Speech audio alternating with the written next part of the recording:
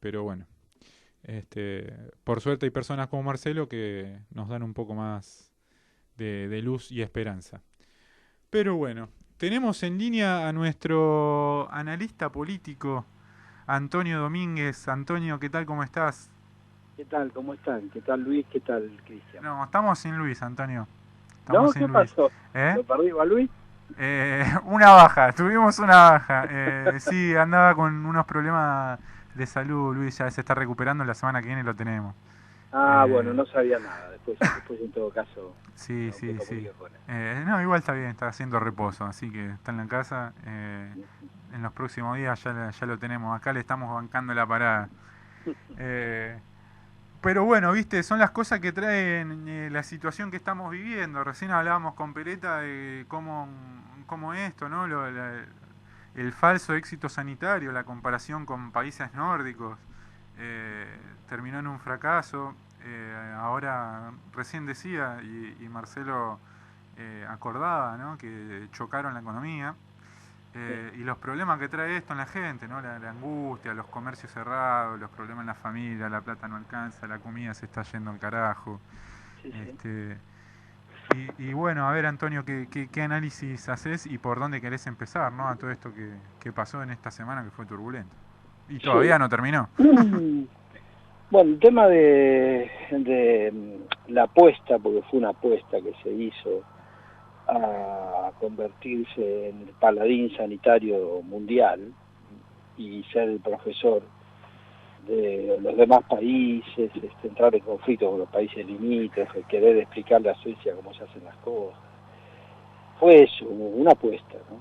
Y uno, la verdad, no, ya no quiero ensañarme tanto con la persona que está haciendo de presidente y que tiene semejante responsabilidad, porque creo sinceramente que la situación es muy, muy, muy grave, extremadamente grave, y este hombre, efectivamente, como en su momento lo dijo Dualde, tal vez está limitándose un poco en lo que se refiere a suponer la vuelta de un golpe militar, está groggy. Tiene efectivamente reacciones muy muy similares, lamentablemente, a la debacle de la Rúa, ¿no? Uno lo ve oscilar entre este nuevo relato que permanentemente intentan construir, ¿no?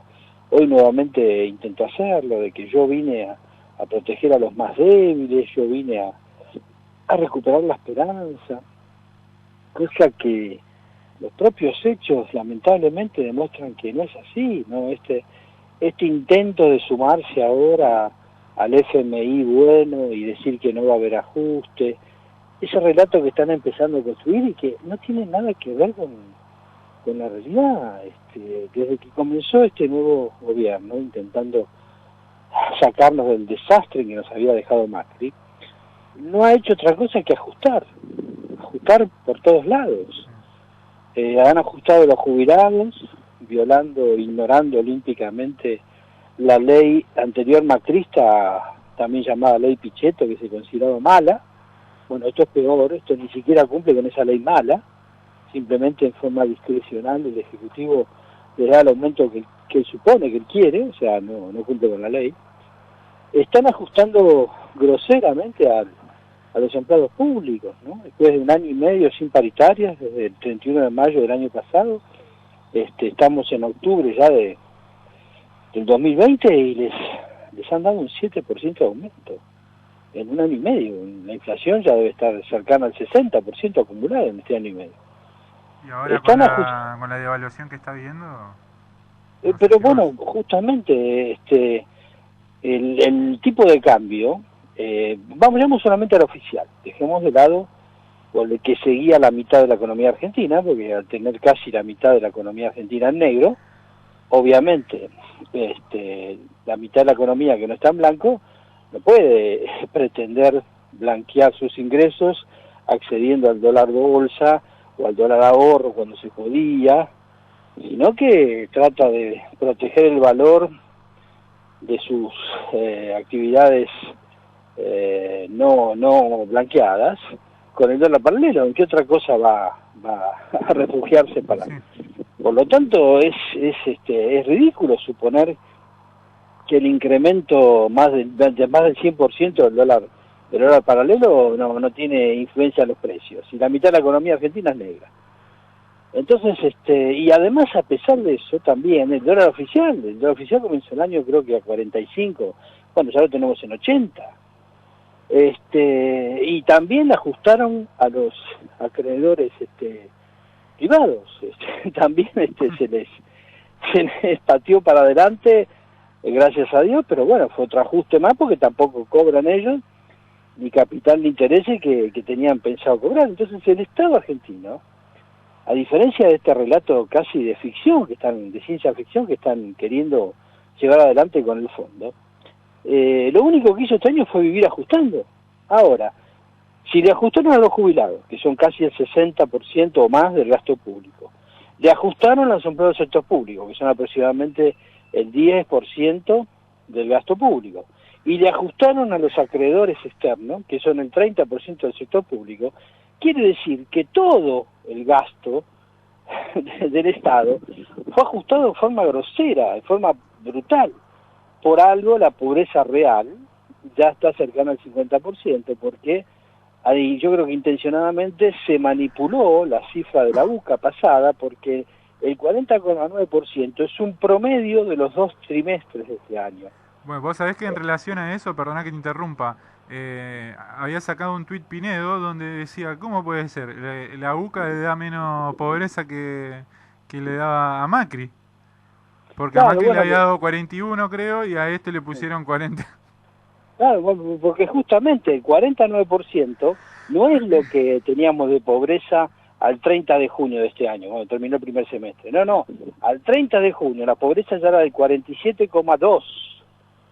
Y después de estas devaluaciones que hubo, de la moneda, del dólar paralelo y todo, ya yo estimo que ya debe estar cercana al 50%. Entonces, es insólito que el propio presidente de la Nación se sume al discurso ese de que él vino a proteger a los que está despedazando.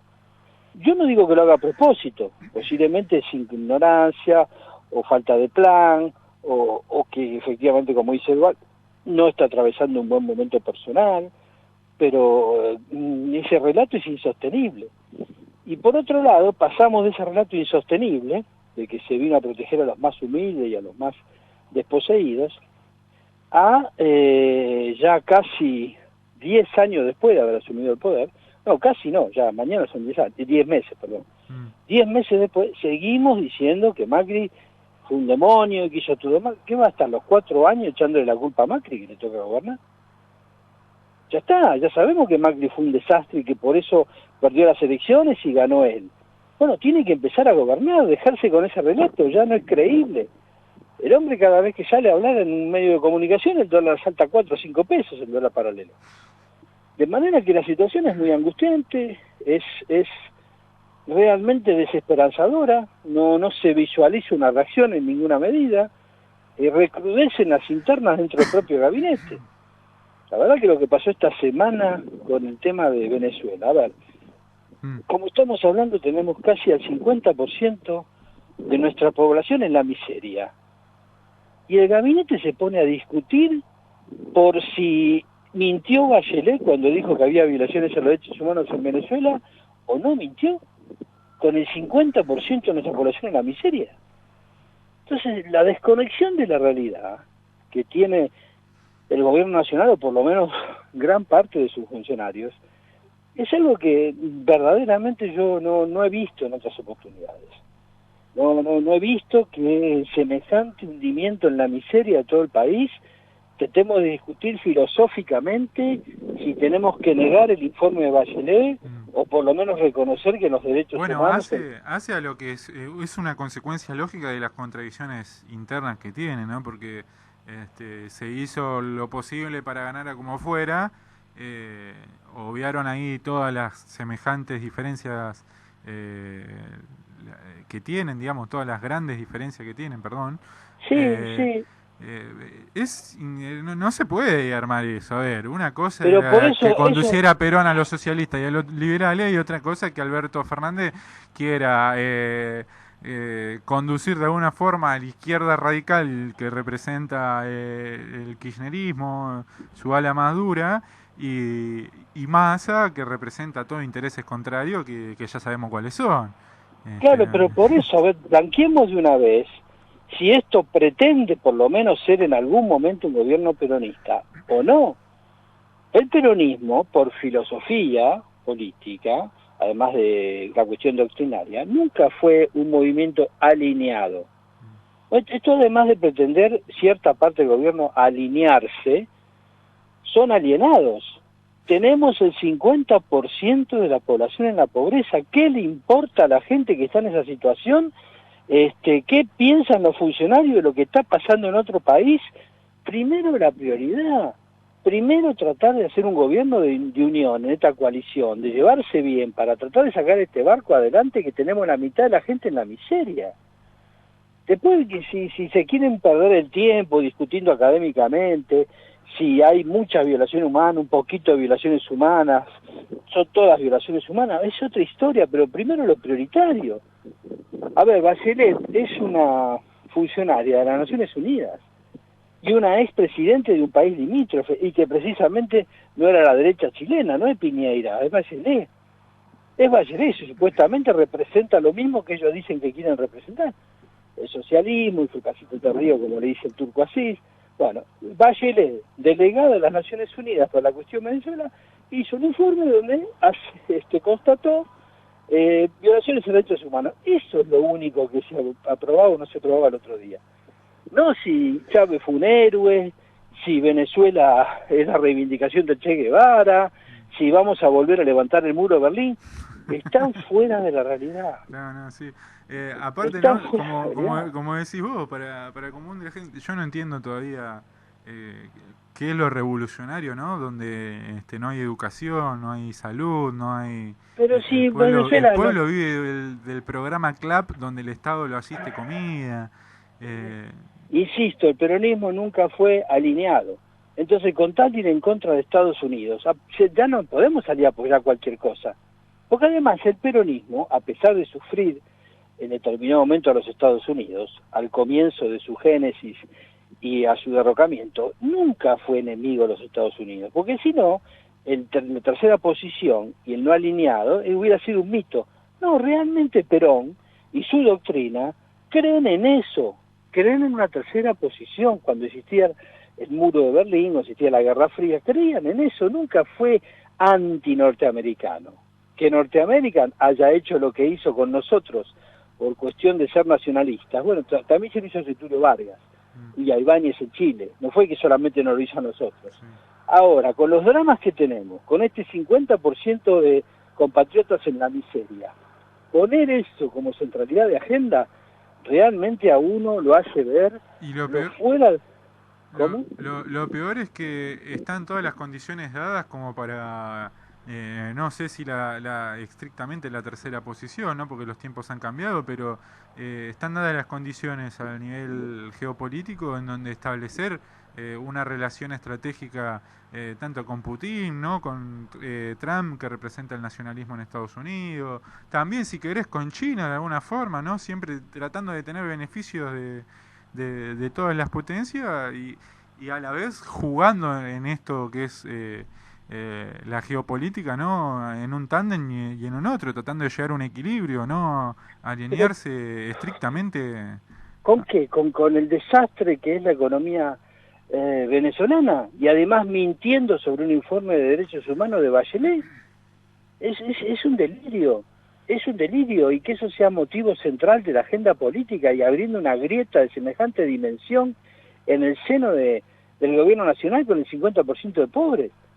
Además, sería más inteligente, por ejemplo, aprovechar el tiempo debatiendo sobre la necesidad del ayornamiento doctrinario, por ejemplo, de no existir más el muro de Berlín y por lo tanto haberse terminado la Guerra Fría. Bueno, sería interesante analizar si lo que en su momento fue la tercera posición hoy no se convirtió en la segunda, porque desaparecida la segunda, la tercera pasaría a ser la segunda. O sea, queremos un capitalismo nacionalista de inclusión o queremos un capitalismo individualista de exclusión. No hay mucha más alternativa, siendo Rusia y China economías capitalistas. No hay mucha alternativa. Pero no, ¿Qué bandera queremos reivindicar? ¿La de Maduro? ¿De qué estamos hablando? No, claramente no se dan. Lo que sí se está dando es, como decís vos, esta interna, en donde Claro. empiezan a ver las disonancias. Mira, tenemos un audio, a ver, ponelo, Facu. No tiene el precio del dólar que se merece. Tomó medidas recién hace 2 semanas, pero fueron pero tan malas, que empeoraron la situación. La semana pasada tomó otras medidas que la volvieron a empeorar. Hay que hacer un cambio de gabinete generalizado, con ministros, secretarios, subsecretarios. Por eso hay que armar un plan político y otro plan económico que esté a la altura de la circunstancia actual. Creo que el gobierno puede cambiar y transformarse en un buen gobierno, ganar o al menos jugar con garra e inteligencia. Todavía está a tiempo, pero debe hacerlo rápido. Periodismo independiente, bienvenido. ¿Te das cuenta del Bueno, Navarro es cree en muy Papá obvio, Noel ¿no? todavía, lógico, obviamente, pero... Es muy obvio, o hacen lo que nosotros queremos o se tienen que ir.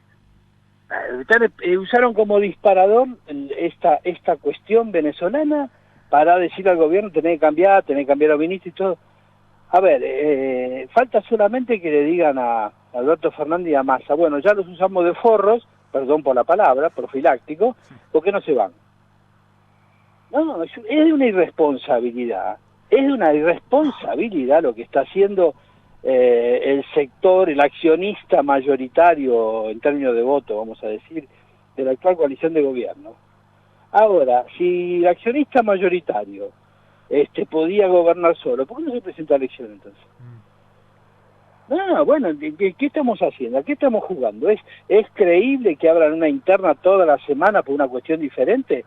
Por la seguridad, Bernie con Salvetti, por las pistolas Taser, por la cuestión de la coparticipación federal con las provincias, por la cuestión de justicia entre los Sardo y Mena, ahora por la cuestión de la Cancillería diciendo que sí, que acompaña el informe de Bachelet. Toda la semana con el 50% de miseria nos abren una interna nueva, una grieta nueva dentro del gobierno. No, eso es una irresponsabilidad total, presionando para que Massa se vaya de la jefatura de la Cámara de Diputados a la jefatura de gabinete, o si no de ministro en algún lado, así queda directamente en la línea sucesoria en caso de una debacle al estilo de la Rúa, el hijo de la vicepresidenta.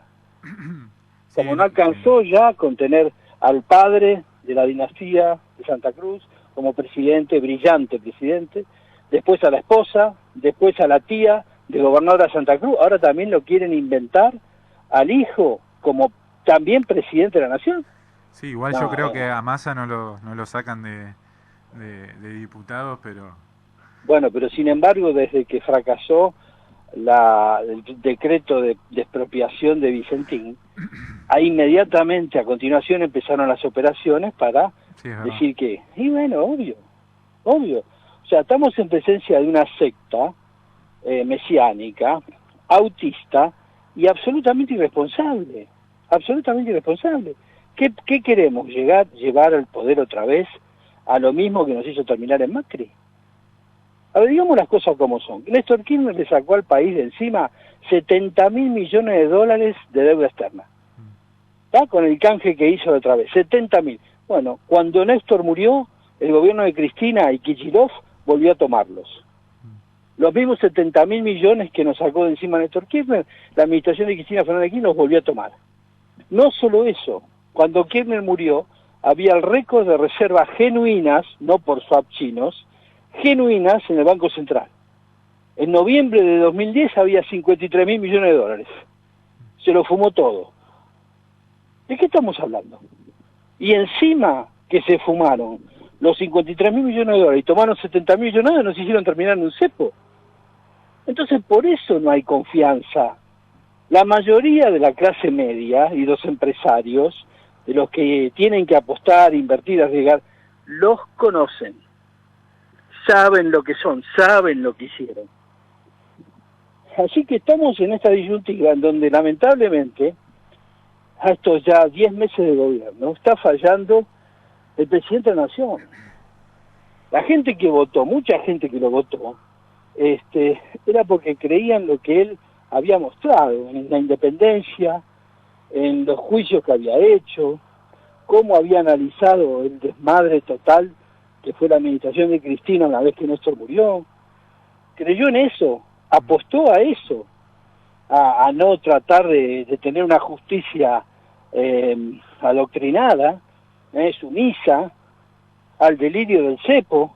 Bueno, ¿y qué estamos haciendo entonces?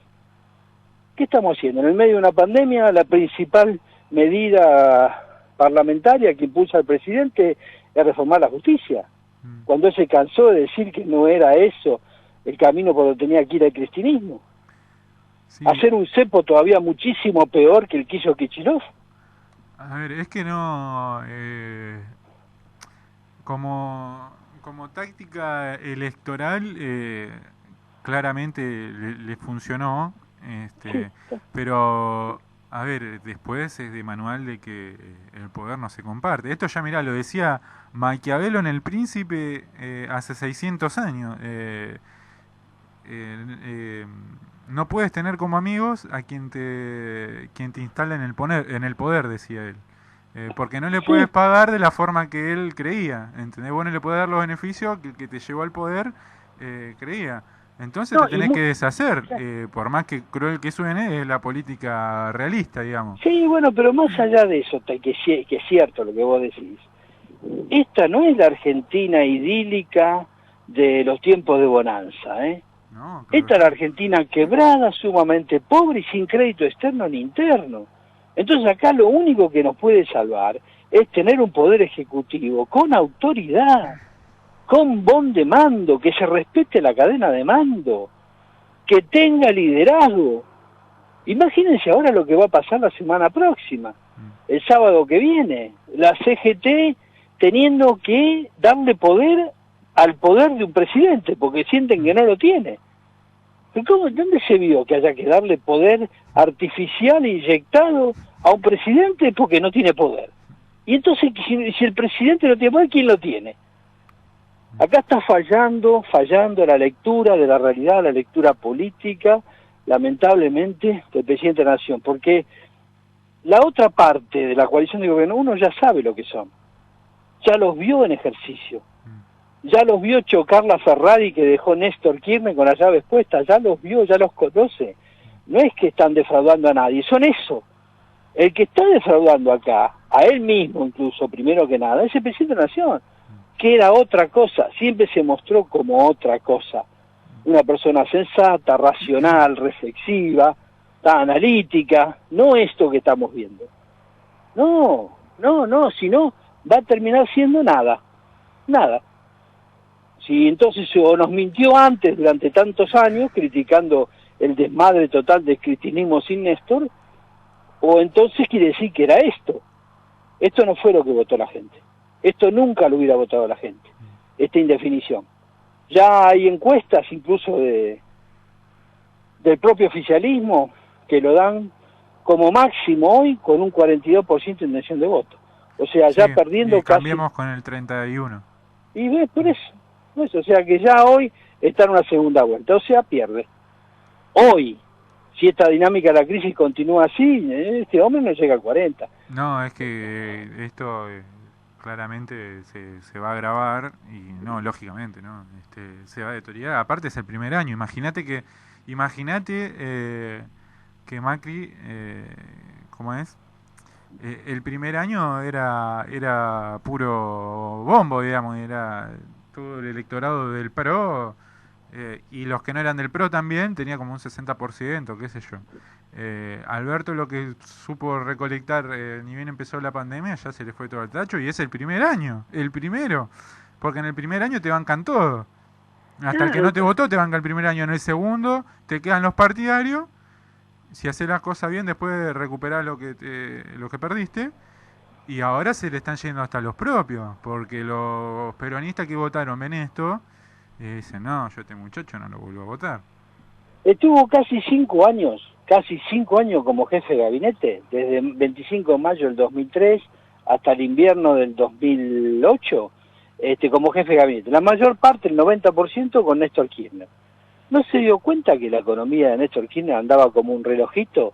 El mejor periodo de crecimiento económico de los 200 años de historia argentina, con un lustro de superávit gemelos, porque tenía en mente un modelo de país, que tenía en mente en ese momento histórico argentino qué era lo que había que hacer, qué era lo que convenía desde el punto de vista macroeconómico. ¿Qué fueron casualidad el mantenimiento de los superávit gemelos? ¿O fue una decisión de Estado? Nunca en la República Argentina se había tenido un lustro de superávit gemelos. Nunca se había tenido tasas de crecimiento acumuladas, ese lustro, del 7-8% anual. Nunca. Es tan difícil darse cuenta que el camino no es este, que no es por acá. Parece. Antonio, nos quedamos sin tiempo. La verdad que queríamos charlar con vos, que las veces anteriores, la vez anterior tuvimos poquito tiempo, hoy pudimos hablar más. Siempre es un gusto escucharte y estar contigo, así que te mando un gran abrazo. Gracias, y que se recupere el amigo Luis, un abrazo grande, Cristian. Dale, gracias a vos, Antonio. Bueno, ahí pasó nuestro analista político comentándonos todo lo que sucede en la actualidad y del gobierno de Alberto Fernández, Antonio Domínguez. Bueno, se nos va el programa, ya nos estamos yendo. La semana que viene seguramente con Luis Icarelli, ojalá, si Dios quiere. Así que bueno, los esperamos, Somos Siempre Nos Miente. Buen fin de semana. Chau, chau. Gracias, Facu.